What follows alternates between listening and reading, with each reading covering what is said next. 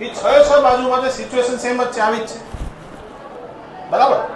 અહીંયા આ 4 થી સોરી આ બાજુ પાછળની બાજુ આ બાજુ 4 બાજુ માટે તમારે દળ તો તમારે m/6 એક બાજુનું. તો આ ધરીને અનુલક્ષીને ચોરસની જડત્વની ચાપ માત્રા તમે જાણો છો કે નથી જાણતા? નથી જાણતા. તો શું કરો? સમાંતર તમને ખબર ચોરસની આ એક્સિસ હોય ને, સૂત્ર હતું કયું? ml²/12 યાદ છે?